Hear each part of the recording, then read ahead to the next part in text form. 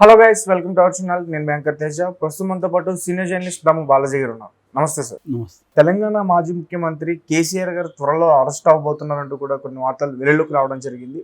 అలాగే సుప్రీంకోర్టులో ఒక రకంగా ఆయన మీద పిటిషన్ వేశారు. అక్కడ షాకింగ్ తగిలింది ఆయనకి అని చెప్పేసి అంటున్నారు. అసలు ఏం జరుగుతుంది కేసీఆర్ గారు?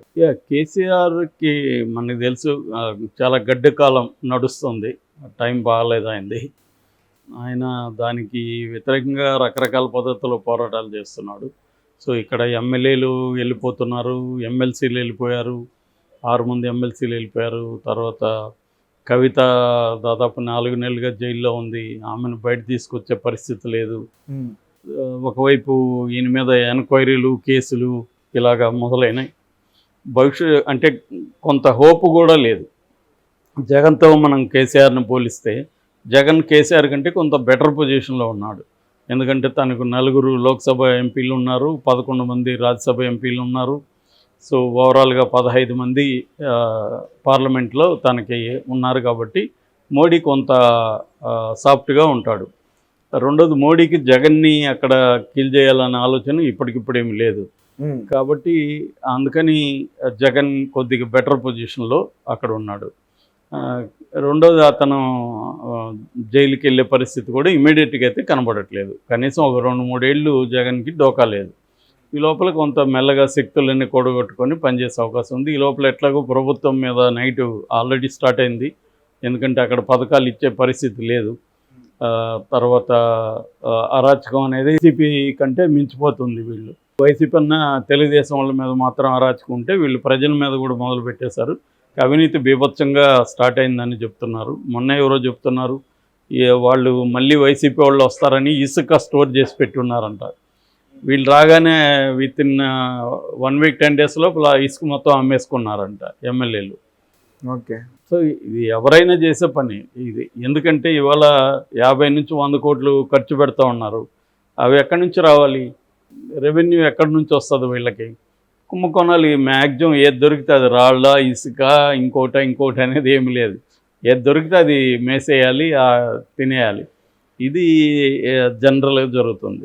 సో అందువల్ల జగన్కి అక్కడ కొద్దిగా బెటర్గా ఉంది కేసీఆర్తో పోలిసి. కేసీఆర్కి ఏంటంటే బీజేపీ ఒకటి ఉంది. బీజేపీకి ఇక్కడ ప్లాన్ ఏంటంటే కేసీఆర్ని కంప్లీట్గా తొక్కేసి ఆ ప్లేస్లోకి బీజేపీ రావాలనేది బీజేపీకి ఉండే ప్లాను. బీజేపీ నేషనల్ లెవెల్లో అధికారంలో ఉంది. ఇట్లా రేవంత్ రెడ్డికి ఎలాగో అదే ప్లాను, కేసీఆర్ని నేలమట్టం చేసేయాలనేది రేవంత్ రెడ్డికి కూడా ప్లాను. ఇప్పుడు చంద్రబాబు కూడా రేవంత్ రెడ్డికి హెల్ప్ చేస్తున్నాడు. తన మనుషులు ఎక్కడ బీఆర్ఎస్లో ఉండే వాళ్ళందరినీ కూడా కాంగ్రెస్లోకి పొమ్మని చంద్రబాబు కూడా మోటివేట్ చేస్తున్నాడు. సో ఇలాగా ముప్పేట దాడి అంటారు కదా, అలాంటి ఒక ముప్పేట దాడి కేసీఆర్ మీద జరుగుతుంది. సో ఈ క్రమంలో కేసీఆర్ ఇప్పుడు లీగల్ కేసులను ఎదుర్కోవడానికి ఆయన సిద్ధం అవ్వడం మొదలుపెట్టాడు. ఒకటి ఏంటంటే ఆయన మీద విద్యుత్ కొనుగోలు విషయంలో ఛత్తీస్గఢ్ నుంచి ఎలక్ట్రిసిటీ కొన్నింది ఎక్కువ రేటు పెట్టి కొన్నారో అవకతవకలు జరిగాయి. అట్లాగే ప్రొడక్షన్లో కూడా అవకతవకలు జరిగాయి అనేది రేవంత్ రెడ్డి వచ్చినప్పుడే మనకు కానీ గుర్తుంటే ఫస్ట్ ఆయన చేసిన సమీక్ష ఎలక్ట్రిసిటీ రంగం మీద ఆయన సమీక్ష చేశాడు. సమీక్ష చేసి 85,000 కోట్ల అప్పులు పెట్టారు ఈ 10 ఏళ్లలో. మ్యాక్సిమం దాంట్లో వీళ్ళే డబ్బులు తినేశారు అనేది ఆయన ఆరోపణ. దీనికి సమాధానంగా TV9కి ఇచ్చిన సుదీర్ఘమైన ఇంటర్వ్యూలో కేసీఆర్ సమాధానం చెప్పాడు. కానీ కేసులు మాత్రం స్టార్ట్ అయినాయి ఆల్రెడీ. దాని మీద ఇప్పుడు కమిషనర్తో ఒక జడ్జి, రిటైర్డ్ జడ్జి, ఆయన నరసింహారెడ్డి కమిషన్ అంటారు దాన్ని. సో కమిషన్ స్టార్ట్ అయింది. దాని మీద కేసీఆర్ హైకోర్టులో పిటిషన్ వేశాడు. ఇట్లా నరసింహారెడ్డి కమిషన్ అనేది సరైనది కాదు, నేను అన్ని రూల్స్ ఫాలో చేశాను, నా మీద కమిషన్ వేసి ఇలా ఆయన అసలు ఏమీ జరగకుండా కమిషన్ రిపోర్ట్ గవర్నమెంట్కి సబ్మిట్ చేయకుండా ప్రెస్ మీట్ పెట్టి నా మీద మాట్లాడుతున్నాడు నరసింహారెడ్డి. సో ఇది కరెక్ట్ కాదు, దీన్ని కొట్టేయండి అని హైకోర్టుకి వెళ్ళారు. కానీ హైకోర్టు రేవంత్ రెడ్డి ప్రభుత్వాన్ని సపోర్ట్ చేసింది. కమిషన్ తప్పేం లేదు, మీరు ప్రొసీడ్ అని కమిషన్ని ప్రొసీడ్ కమ్మనింది. కేసీఆర్ పిటిషన్ అసలు విచారణకు అర్హత లేదని ప్రభుత్వం తరపున ఆర్గ్యుమెంట్స్ని కోర్టు కూడా కన్విన్స్ చేసి ఎండార్స్ చేసింది. కాబట్టి ఆయన మళ్ళీ పట్టువదలని విక్రమార్కలాగా ఇప్పుడు సుప్రీంకోర్టుకి వెళ్ళాడు. సుప్రీంకోర్టులో కూడా ఈరోజు విచారణ జరుగుతుంది. సుప్రీంకోర్టు కూడా అతనికి షాక్ ఇచ్చే పరిస్థితి కనబడుతుందని అక్కడ సీనియర్ న్యాయవాదులు చెప్తున్నారు.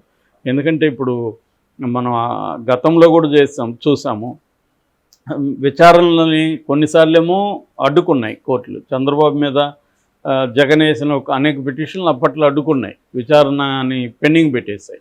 ఈవెన్ గ్యాగ్ ఆర్డర్ అంటే దాని మీద మీడియా కూడా రాయకూడదని కూడా విచిత్రమైన తీర్పులు కూడా ఇచ్చారు అప్పట్లో. దాని తర్వాత సుప్రీంకోర్టు తప్పు పట్టింది. అలాగా ఇక్కడ ఏంటంటే జడ్జిలు కానీ కోర్టుల్లో కానీ ఎలా ఒక్కొక్కసారి విచిత్రమైన ఇవి కూడా జరుగుతుంటాయి. కానీ కేసీఆర్ విషయంలో మాత్రం కేసీఆర్కి అనుకూలంగా ఏదీ లేదు. అందుకని నేను కేసీఆర్ని చంద్రబాబుని పోలుస్తుంటారు చాలాసార్లు.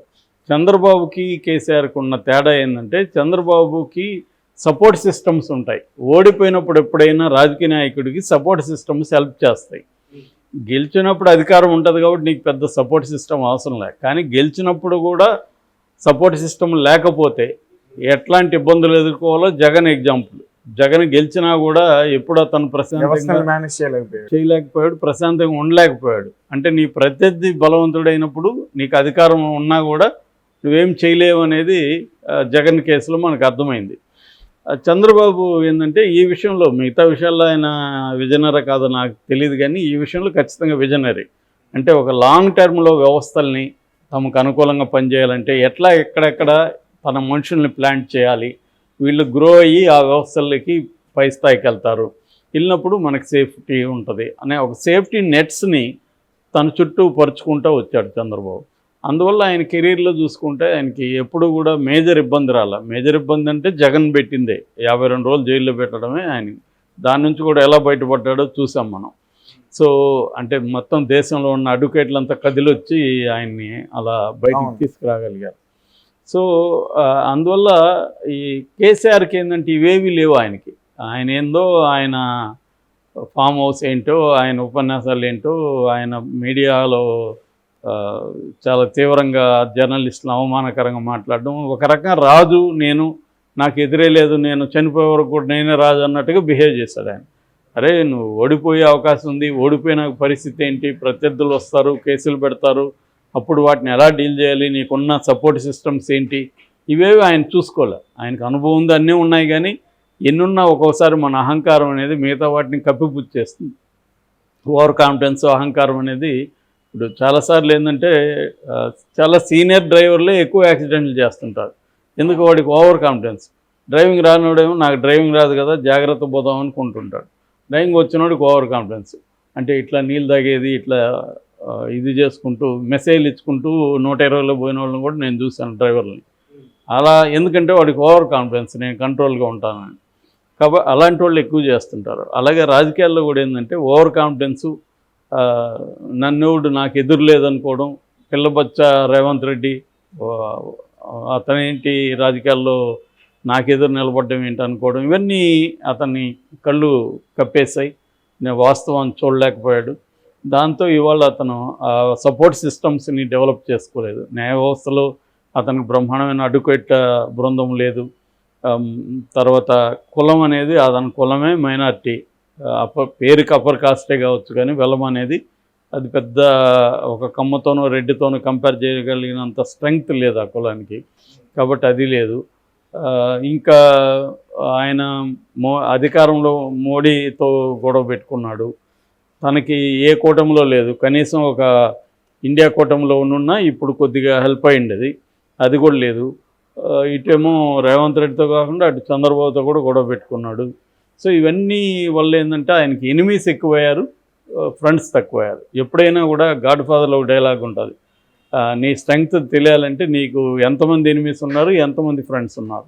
సో ఫ్రెండ్స్ ఎక్కువ ఉండాలి, ఫ్రెండ్స్ పవర్ఫుల్ ఫ్రెండ్స్ ఉండాలి, ఎనిమీస్ తక్కువ ఉండాలి, ఎనిమీస్ పవర్లెస్ ఎనిమీస్ ఉండాలి. సో పవర్ఫుల్ ఎనిమీస్ ఎక్కువ ఉండి పవర్లెస్ ఫ్రెండ్స్ ఉంటే లాభం లేదు. 100 మంది పవర్లెస్ ఫ్రెండ్స్ ఉండి 4 పవర్ఫుల్ ఎనిమీస్ ఉన్నారనుకో, 100 మంది కూడా ఏం చేయలేరు. కాబట్టి ఇవన్నీ ఆయన చూసుకోలేదు. ఇప్పుడు ఇవన్నీ ఫేస్ చేయాల్సి వస్తుంది. కాబట్టి కేసీఆర్కి గడ్డు కాలమే నాకు తెలిసి. మరి దీని నుంచి ఎలా బయటపడతాడని చూడాలి. కాకపోతే ఏంటంటే ఒకటి ఆయనకి ఆరోగ్యం అంత బాగాలేదు కాబట్టి జైల్లో పెడితే ఏమైనా సింపతి వస్తుందా అన్న యాంగిల్లో ఆయన ఇప్పటివరకు అరెస్ట్ చేయలేదు. టైమింగ్ చూసి ఖచ్చితంగా రేవంత్ రెడ్డి కానీ కాంగ్రెస్ పార్టీ కానీ దెబ్బకూడదు. రేవంత్ రెడ్డికి అయితే ఇప్పటికిప్పుడులా జైలు వేసేయాలని ఉంది, కానీ ఆయన స్వతంత్రుడు కాదు కదా. పైన రాహుల్ గాంధీ, సోనియా గాంధీ వీళ్ళు గ్రీన్ సిగ్నల్ ఇస్తే కానీ ఆయన చేయలేడు ఇట్లాంటి వ్యవహారాలు. అందువల్ల వెయిట్ చేస్తున్నారు తప్ప టైమింగ్ చూసి ఖచ్చితంగా కేసీఆర్ని జైల్లో పెట్టే అవకాశం అయితే ఖచ్చితంగా ఉంది.